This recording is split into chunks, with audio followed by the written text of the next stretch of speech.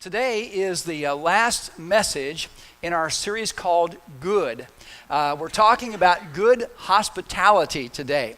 And I'd like to ask if you would get out your bulletin on the backside as an outline. You can fill in some blanks on there as we go through this message. There are some questions at the end of it that might be helpful to you to discuss as well. And I do want to say, too, that we're glad that Ron Kelly and his wife are here with us today. Ron is right back here in the blue shirt. And Ron was the pastor here at the church just before Sherry and I came here. And so, Ron, we're really glad you guys are here today. Thank you so much. And he preaches at the Sun and Fun Community Church up on Fruitvale Road, but is back a little early right now. You guys open up next week, is that what it is, in October? The 28th of October, okay, so it won't be too awful long until you're doing that. You know, at the top of your outline, there should be a passage of Scripture, Romans chapter 12, verse 13. Share with God's people who are in need, practice hospitality. What is it about your favorite restaurant that makes it so special to you? Maybe it's the food. Yeah, it's the food.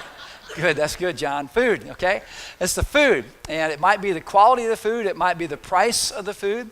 It might be the atmosphere that is there. It might be the ambiance that is there. It could be the price of the food that is there. It could very well be that there's a welcoming attitude there. Whatever it is, it's your favorite restaurant, and it's your favorite restaurant for maybe a variety of reasons.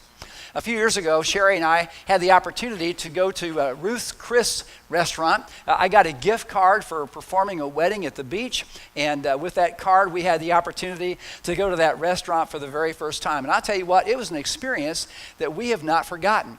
One of the great things about it is when we got there, we had no clue as to what to expect. We walked in, and they were so friendly to us. They took us right to our table. They explained everything that we needed to know about the way things were served there.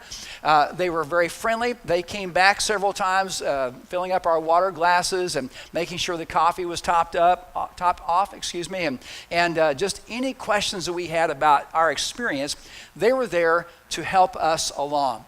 One of the things that impressed me so much is that they didn't know we were coming, but they acted like they expected us. And they didn't know anything about us, but they treated us like we had lots of money. They didn't know I'd driven up in a white Chevy Lumina that was used, parked next to some of the wealthier types of cars that were out there in the parking lot. We weren't dressed in a formal way. We were just dressed casually, but they still treated us as if we were royalty. We came into that restaurant saying the food was great, but when we left the restaurant, we said the hospitality was even better. It meant a lot to us to be able to experience that. It left a lasting impression on us.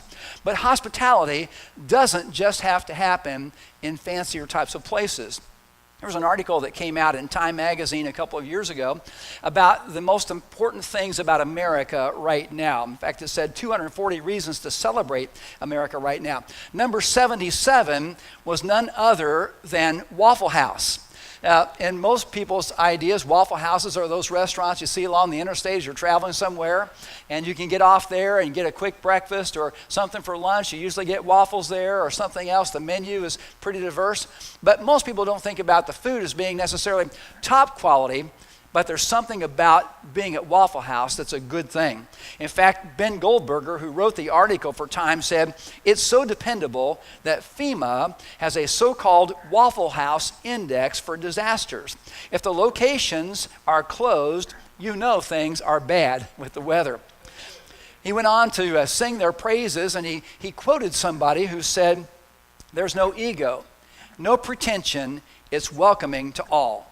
Daniel Hum, who is the proprietor of a really fancy restaurant in New York City called 11 Madison Park, reported about his visit to Waffle House, and he said, it was a reminder of how important hospitality is. We just felt so taken care of. How about you? Do you have a place that you've been, a restaurant, or a theme park, or at a hotel, or a cruise, or whatever it might be that really stood out in your memory because of the hospitality that you experienced while you were there? Let me narrow it down just a little bit. Have you ever been to a church before or to someone's home where the hospitality really made you feel welcomed as well, like you were planned for, like you were expected to be there? You know, one of the most significant things that happened in the early church in the book of Acts was that they met in the temple courts for corporate worship. That's where everybody kind of gathered. But then later on, either that same day or during the week, or maybe almost every day during the week, they were meeting in each other's homes. And when they were meeting in each other's homes, they were fellowshipping. They were listening to the apostles' teaching. They were praying together. They were sharing in meals together. They shared the Lord's Supper together. There was something about being together in that kind of setting that really promoted hospitality, which really promoted a sense of belonging for them. They had life groups. They practiced and experienced this hospitality. And I believe that hospitality originated with God. I think as we look at the Bible, we can understand that he was the one who thought it all up. He was the originator of it. In fact, the scriptures tell us in Genesis that God created this garden that was along the Tigris and Euphrates rivers, and 2 other rivers as well. And they all came together in this one spot, and God made this just a paradise on earth. He planted beautiful trees there. There must have been wonderful flowers there. It was a place that had beauty. It was a place that had food and water and shade and a comfortable temperature. It had what we might call atmosphere. It had what we might call ambiance. There was pleasure to be experienced there. And God came regularly to that garden to talk to the 2 people who were there living in that garden. What an experience that must have been for them. Now, the garden itself didn't last for very long because Adam and Eve didn't honor God with their decisions. But they had a taste of the very best hospitality ever. You know, God designed you and me to be attracted to people and to churches and to groups and to businesses that are hospitable. There's something about hospitality that resonates with you and us, you and me. It resonates deep within us, that we appreciate being treated with courtesy and friendliness and thoughtfulness and service. It's a feeling of being welcome. You know, the central story that we find of the Old Testament is that God got these people. He called them the people of Israel, and all through the books of the Old Testament we find that these people were God's special people. But before God befriended Abraham, before that time, they were nobody. And according to the eyes of many of the people that they dealt with, they were still kind of like nobodies. And yet God chose to use them to extend hospitality to the whole world. Because through them, he was going to be sending his Savior to save mankind, to bring them into a welcoming relationship with him. Are you familiar with the story of Abraham and Sarah in Genesis 18? It's where it tells us that Abraham and Sarah were underneath these trees with their tent, the trees of Mamre. And while they were there, one day Abraham was outside of his tent, and there were these 3 men who began to approach that tent. And Abraham, when he saw them, he got up and he welcomed them to the tent there and welcomed them to his spot. And he introduced himself and he began to refresh them. He brought water for their feet. He brought water for them to drink. He had food prepared for them as well. In fact, he and Sarah went out and got this food all ready. They went and prepared meat and curds and bread and milk and brought it to these men. And Abraham stood back as they were all eating and sharing in his hospitality. It's ironic that 2 of these men were described as angels. And they were angels. And the other one ended up being a representative of who God is. Now, many scholars believe this was a Christophany, and that is where an Old Testament appearance of Jesus before he came to be born of Mary in the New Testament. That's the setting where God told Abraham that next year at that time, he and Sarah were going to have a baby that God had promised them several years before. Isn't that interesting? Here they're in a time of hospitality. Here they're in a time of sharing in a meal. Here they are at Abraham's home, at his tent, and that is what God conveys to them.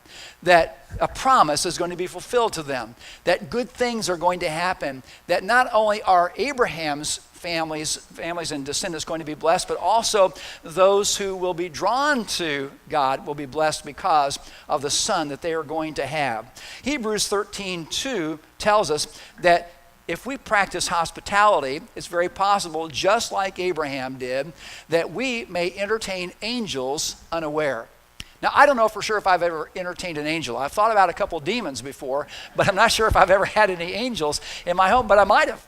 It's very possible that you may have entertained an angel in your home. Maybe there was somebody who came along with somebody else and you just met them, and they were so spiritually astute, there was just something about them that had this aura about them, if you want to call it that, that just kind of made you think, wow, that's a very unique individual. That's somebody that is different from almost anybody else I've ever met. And they seem to bring your spiritual level of fellowship up to another level. In that case, it's very possible that you may have entertained an angel. You know, Jesus spoke a lot about fellowship, and he talked about hospitality. He gave some examples one time in talking about a king who was going to have this banquet. He invited all these people around the countryside and everything to this banquet. But when the day came for the banquet to be held, a number of them refused to come. They had excuses. Can't make it for this, can't make it for that. And so the king was bothered by this. And so he told his servants to go out and go into the highways and the byways and bring in everybody else who had not been invited yet to this big banquet that he was going to have. And what brought him great satisfaction was the fact that when they came, they experienced great fellowship. And they were brought in. They gave him joy in knowing that he could bring them in to his kingdom, bring them into his banquet hall that was filled up, and they were pleasured by that. Now, the king in these stories that Jesus tells, the king is God himself, who has extended this welcome to everybody who will come. Heaven's door is open to all who will come at the invitation of God. You know, Jesus also spoke about another banquet, and that's going to be in heaven. A marriage feast of the Lamb is what it's called. This takes place in heaven after the church has been taken up, and all the Old Testament saints are gathered around. This marriage supper of the Lamb will occur. And I'll tell you what, it says in Revelation 19:9, an angel told John to write, "Blessed are those who are invited to the marriage supper of the Lamb." God has this level of hospitality that is going to last forever. Isn't that a wonderful picture to know that this hospitable God who has created hospitality wants to be hospitable to us in heaven? And while we were there, it's called the marriage supper of the Lamb, we will have already been given our new body. We will have already been given our new name. We're going to experience wonderful refreshment and acknowledgement and assurance that we belong in his family.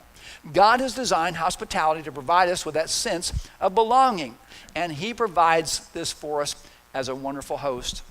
You know, hospitality is driven by attitude. It really is. Hospitality is driven by attitude. The life group that meets in Sherry's and my house has just recently started a study by John Ortberg called All the Places to Go, How Will You Know?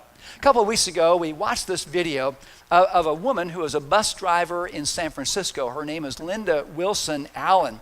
And Linda's been driving this bus in San Francisco for a number of years. And there's something about her that's just real special. And one of the things that came out in this story about her is that there was a writer from the San Francisco Chronicle that had been riding her bus anonymously for a couple of months. And he was doing this to observe her and to be able to write about his experience with her. All the things he began to see, he put down in an article about her. He talked about how she was somebody who was welcoming to those who were coming onto her bus. She made them feel like they were entering her home. She was somebody who would help people who had trouble with any kind of luggage they might have. He talked about people who were outside waiting for buses who would allow other buses to pass them by so they could get on Linda's bus because they liked her so much. Those people, when they were interviewed, she was interviewed. She said that there were a lot of people who will say to her, "There's that nice driver. She'll help you with your bags. She'll call out your stop. She'll take care of you." She has the ability to diffuse bad attitudes when people get on board her bus. She's willing to listen to people. She's willing to make people feel like they are welcome. She was interviewed about her life and her route. And she said, "Most other people start their day with coffee. I start my day with Jesus Christ. She prays, she reads her Bible. She wants Jesus to shine through with her. And it has been working for a number of years. People get on her bus, they feel like they've entered a place where they are welcome. They sense Linda's hospitality. And they do this several times in a week. And they've been doing this for a long time. Now, why do people let buses go by so they can get on Linda's bus? Why did an author or a writer for the San Francisco Chronicle stay on her bus for 2 months writing an article about her? Why, after she spoke at John Ortberg's church, did Silicon Valley execs and techs by the dozens stand in line to meet her after the services were done? It was because of her attitude. It was because of what she brought to the table. She made people feel welcome. That was her mission. That was her desire. That was her practice to make people feel welcome. She went above and beyond. And those people who rode her bus felt a special bond with her. You know, hospitality, when it's truly practiced, is driven by a right attitude and a motivation of loving people for the sake of God's kingdom. You know, sometimes people say, well, I don't really feel like I could be very hospitable because my house is kind of not in the best of shape, and, you know, it's kind of messy, and, you know, I have dog hair and cat hair in different places and stuff like that, and I don't have the fanciest of silverware or the fanciest china and all that kind of thing. And so sometimes, even if a person wants to be hospitable, they feel like their setting is a restriction to them being able to be hospitable. I'll tell you what, you are not showcasing your house when you're hospitable. You are displaying your heart in a case like that. And you know, when people come into your house, it probably makes them feel better and say, you know what, I'm not walking into a showroom. I'm walking to a place I feel comfortable. I feel good to be here. If your goal is to make people feel good about being in your home, it won't matter so much as whether you put out paper plates or fancy china. It won't matter if you use the best of your silverware or plastic forks and spoons. If they feel welcome in your home, they will experience fellowship with you. W.S. Gilbert once said, it isn't so much what's on the table that matters as much as what's on the chairs. Isn't that so true? The people who are gathered there. You know, there was an article in the Chicago Tribune back in 2015. It began saying, by any measure, the Pacific Crest Trail is a beastly thing, an angry anaconda that slithers up the entire length of California and all the way to Canada, some 2,650 rugged miles. That's approximately 6 million steps, some of them glorious, many of them merciless, it says.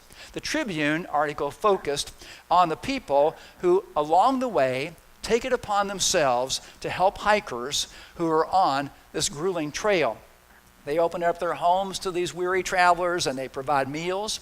They provide mail service. They provide help, and they are called trail angels. Trail angels. The article said, but along the way, mercy is at hand. Wouldn't that be neat to be known as a church of trail angels, of helping people along the way and path and the journey in life? The article focused on a woman named Donna Softly and her husband who set up tents and a trailer to handle the spring crush, the article said. And she calls her house Hiker Heaven. I like that. Hiker Heaven. According to the article, she talks finally about the payoffs of being a trail angel, witnessing the hikers emerging humanity, their grit, their brio, and the inevitable bearing of souls. Traveling the trail is humbling, she says. I compare it to the peeling of an onion. You see people for what they are. Isn't that really kind of what the church ought to be as well? So she and her husband hosted about 1,200 people that previous year in their ordinary home.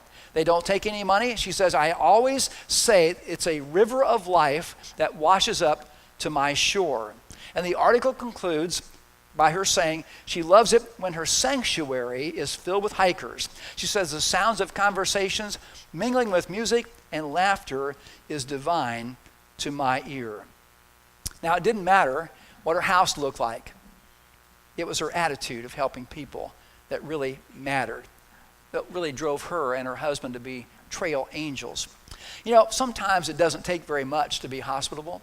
Jesus said that God notices even the smallest of things. When a sparrow falls from its nest, He notices the number of hairs on our heads. He knows our thoughts before they become words.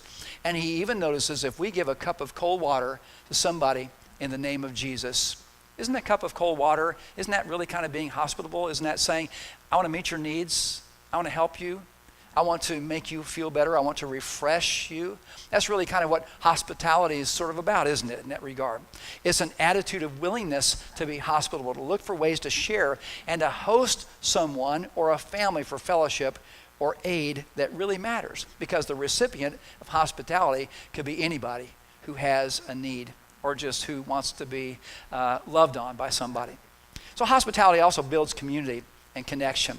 You know, have you ever been in a group one time that was really a large group, but you didn't really know anybody else, and you felt all alone in a case like that? Yeah, I remember experiencing that when I went to Purdue University. My first couple days there, they had this big thing. I stayed in a place called Cary Quad. It's up by the Ross-Ade football stadium and not too far from Mackey Arena, which is the basketball arena.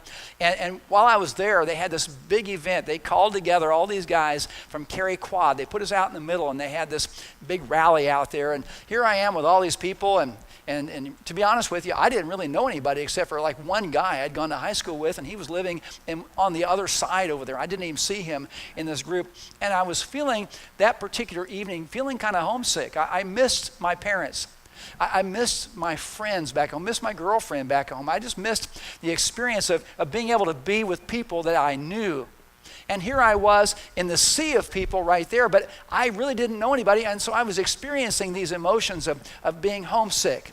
If someone would have come up to me afterwards and said, hey, I'm so-and-so, hey, let's grab some pizza afterwards.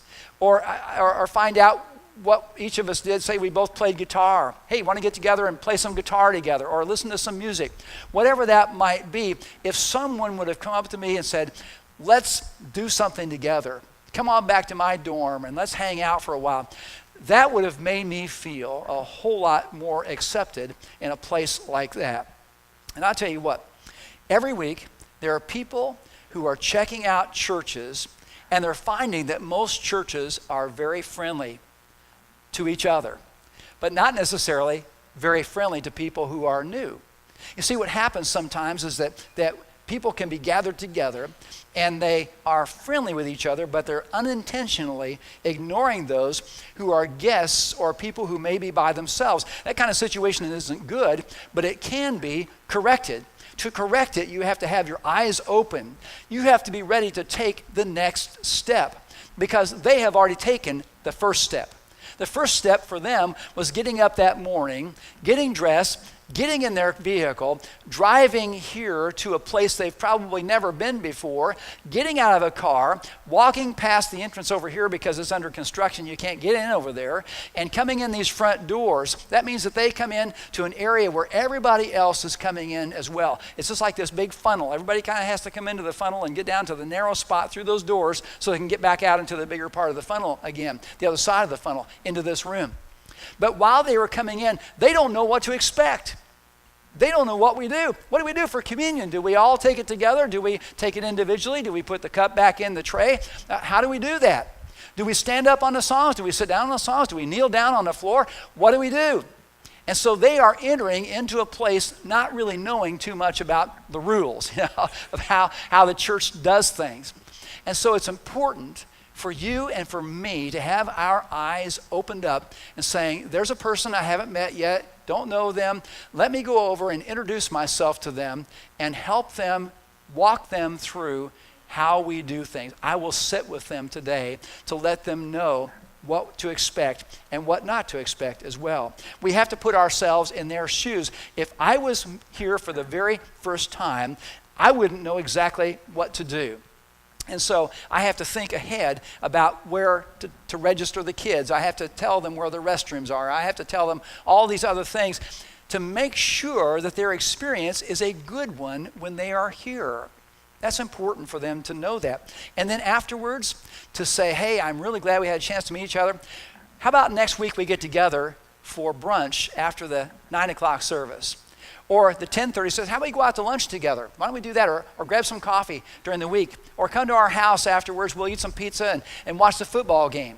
You know, what it really boils down to is being intentional about that. It's being observant and caring enough to say, I'm going to step out of my normal routine and invite them into my life. Invite them either into my home or into my group of people I hang out with to make sure that they feel comfortable.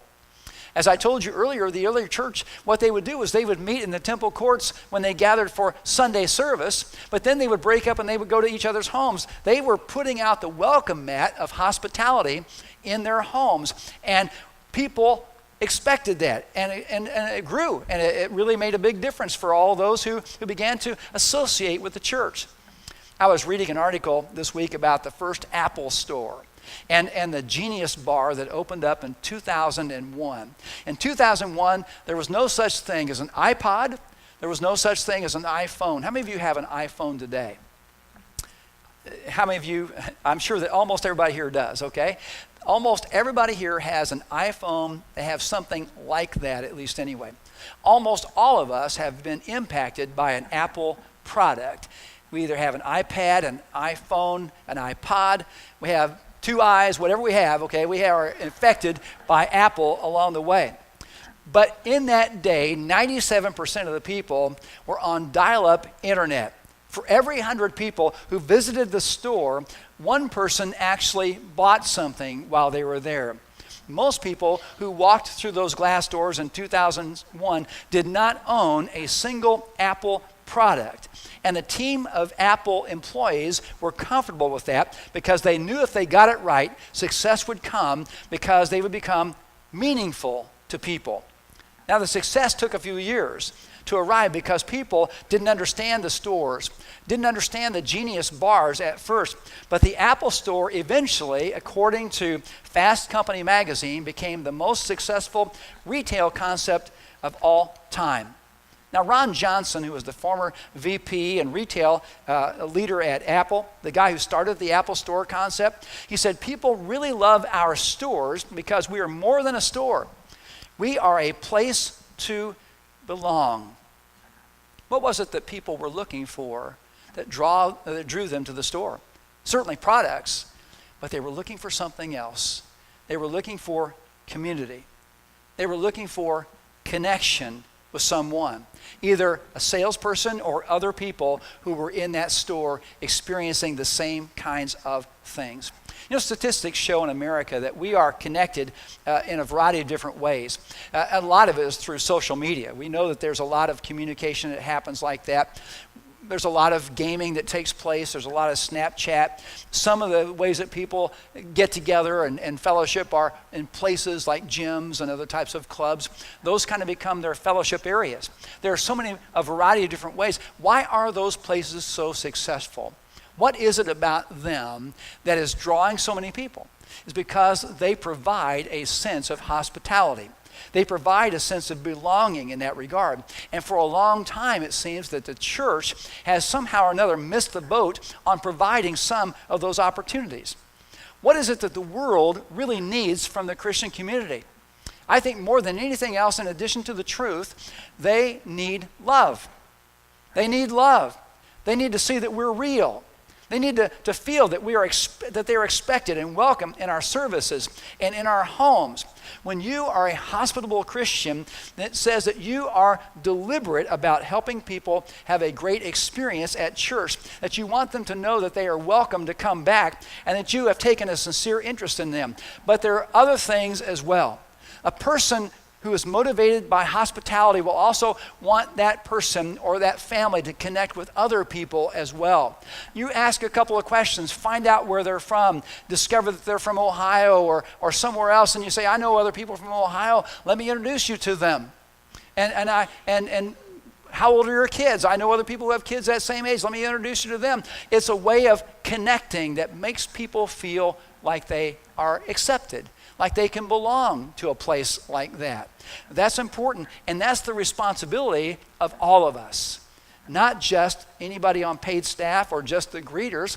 That's the responsibility of everyone sitting in the rows today as well. But there's still something else as well, and that is welcome them to get together with you sometime or another in the next week. Invite them to your home today for lunch or for a snack. Join them for next week. Say, let's grab a cup of coffee this week. Remember, there are so many things that they are experiencing for the first time. They want to know where the restrooms are in the kids' classes. What do they do during the services? They have a fear that they may be made to stand up and introduce themselves if they're a guest. Will I be called on later on this week? Will somebody just show up at my door unannounced? Will they use insider language or humor at that place? Each one of us has known what it's like to walk in somewhere and discover a holy huddle.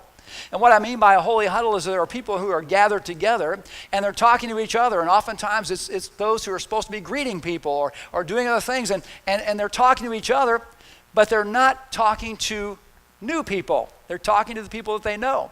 And probably most of us have been guilty of that sometime or another. It's not a bad thing to talk to people we know. It's a good thing to talk with them. It's a good thing to reconnect and enjoy each other's company. But if you're standing there in a holy huddle and you happen to notice people on the outside who are standing by themselves and wondering what to do, and they're kind of shuffling back and forth, it is your responsibility, not someone else from your group, your responsibility. If you see them, say, excuse me, I'll be right back. Go get them, introduce yourself, bring them back to that circle, introduce them to everybody else, include them in that conversation. That's hospitality, isn't it? Saying, including people, making them feel welcome, making them feel like they can fit in. There's a lot of people who belong and want to belong. We need to make sure that we make it easy for them. Daniel Meyer tells the story of an elderly woman who heard a sermon at church one time, and she was convinced that she needed to use her spiritual gifts, and everyone else who had heard that same message felt the same way. Now, her spiritual gift, according to others who were around her, seemed to be hospitality. She seemed to be a person who cared about getting into other people's lives and inviting them into hers as well. And so she began to rack her brain about what she could do. She didn't have a very big house, but it was located near a university with a lot of students there. And so she said, you know what, I can do something. So she got these 3x5 cards, and she wrote a message on all of those cards by hand. And this is what the message said. Are you homesick? Come to my house at 4 p.m. for tea. She included her phone number and address, and she posted those cards all over campus. Now, it started off slowly, but after a while, these homesick students began trickling into her house each week for tea. And when she died, 10 years later, there were 80 honorary pallbearers who attended her funeral. Each one of them had been a student who had at one time found a hot cup of tea, a sense of home, and the gospel of Jesus in the hospitable heart of this faithful servant. A few weeks ago, I was looking at our church's Facebook, and those of us who are on staff are able to kind of answer questions that are on there sometimes. And I noticed there was this one that came from a girl. Her name was Antoinette. And I don't know who Antoinette is. I don't know much about her. But that was the first message I'd received from her. And she asked, saying, I'm coming to Sarasota area, and is there someone who can pick me up for church and bring me to church? And she said she was going to be doing an internship on Longboat Key at a place there called the Resort. And so I got back with her and began to talk with her about that. And she's doing this internship, and it begins in October. She didn't say that initially. She just said she's coming. So when I got back, I said, when does that start? She said in October. And I thought, you know what? Tomorrow's October. That's coming up pretty soon. And so today, maybe there's someone here who is a single lady or a couple who can say, you know what, we'll pick her up.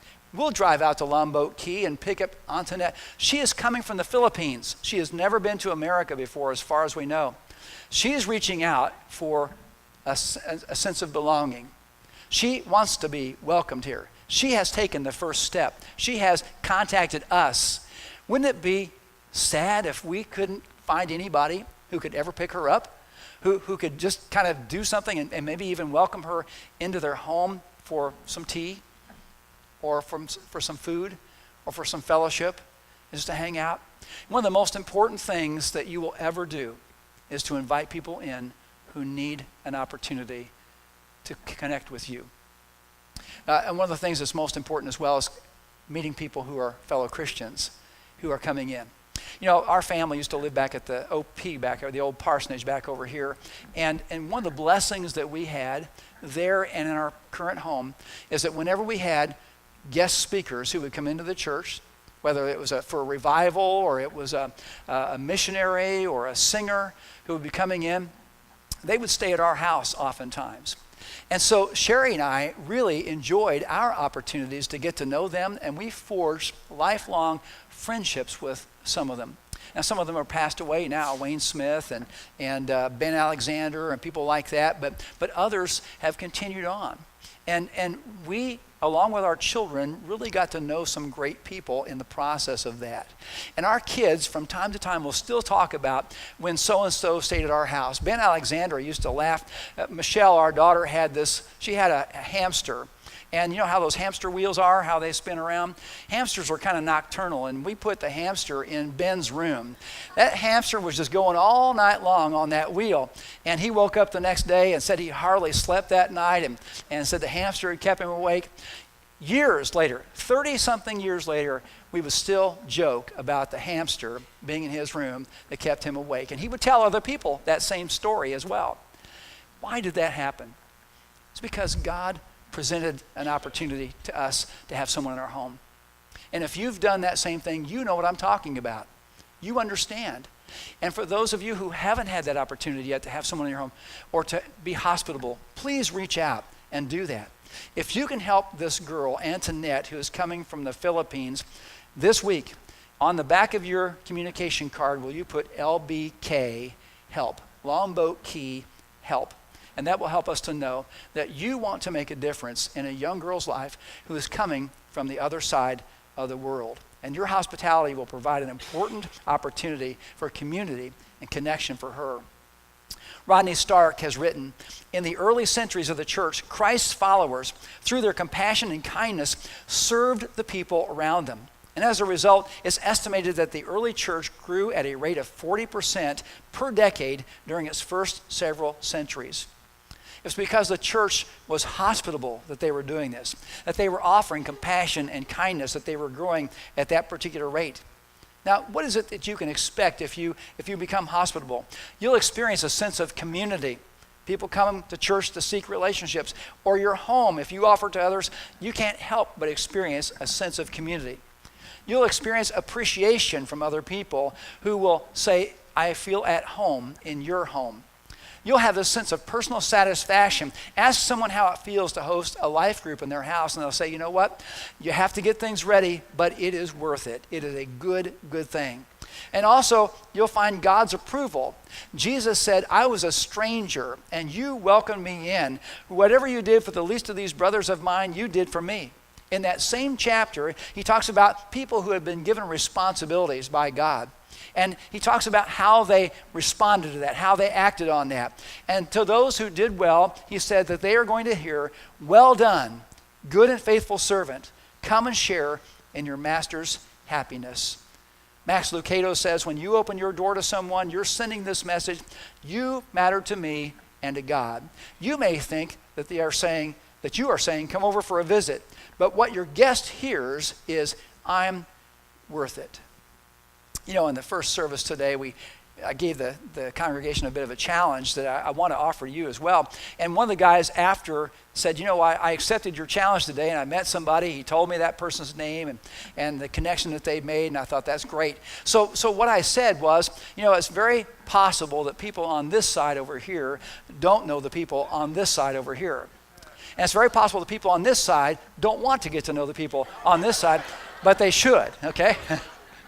And so I want to encourage you today, before you leave, instead of rushing out the door, before you leave, that you take a moment and you walk over to somebody that you have not met. You may have seen them for months. You may have seen them for years, but you don't know their name. You don't know anything about them except for they sit in the same service you do. And go over and introduce yourself today and say hello. And say, you know, I want to remember your name, and so next week I'm going to say your name again. And maybe next week after church we can grab a bite to eat together. We'll go to Taco Bell or we'll go to Ruth's Chris, whatever's happening, whatever the case might be. If it's Ruth's Chris, tell them they're paying, okay, just to make sure that they understand that. But whatever it is, make sure that you make a connection today with somebody you haven't met yet. I know it'll be embarrassing. You're saying, I should know, but I don't know. Get over it, okay? Because you will be making a connection with somebody who needs you in their life, and vice versa. So here's our assignment. If you've been thinking about praying about hosting a life group in your house, having someone in, please mark your communication card with an LGH. Life Group Home, LGH, and that will also help us to know what it is you're thinking about, and meet the people in this service today. Some of you are here today and you're not really sure how God feels about you. You kind of feel like God may not be all that welcoming to you. You may feel like maybe you've messed up enough in your life that he couldn't possibly care about you, or you just kind of wonder because of certain circumstances you've experienced in your life if God really cares or not. Well, I want you to know that God really does love you. He really does care about your life. You know, I remember listening on the radio for a number of years, and I would hear these commercials, and you've probably heard them also. They were for Motel 6, and there was a guy who always did the announcing for those. He said he always ended the commercial by saying, "This is Tom Bodette for Motel 6, and we'll leave the light on for you." You know, most everybody who ever heard that knew what he was saying. You're welcome. You're welcome here. You know, at home when I was growing up, if I was going to be out, somewhere, my mom and dad would leave the light on the porch, so that when I got home, I knew that they were welcoming me home and they were expecting me to be home. You know, the Bible tells us that when God sent Jesus into the world, he came to be the light of the world. He came to be the one who would light up the way for us to be able to get to God. He is the way for us to get to God. And so I want you to know that God has left the light on for you today. You may feel like that you're not welcome there, but you are welcome. God says, if you'll come through my son, you are welcome into my home forever. And today, if you have not come to that light, if you've never understood that about that light, but you want to respond to that light today, we're going to offer a time of invitation for you to come up and for you to say, yes, I want to go on that porch where the light is and go through the door and be able to say, I have eternity promised to me. If you want to do that, I'm going to ask you to step out in the aisle. Join me up here in the front today, and I'll be right up here if you'd like to talk. All right, let's stand together and sing this song. You come up if you're ready to do that.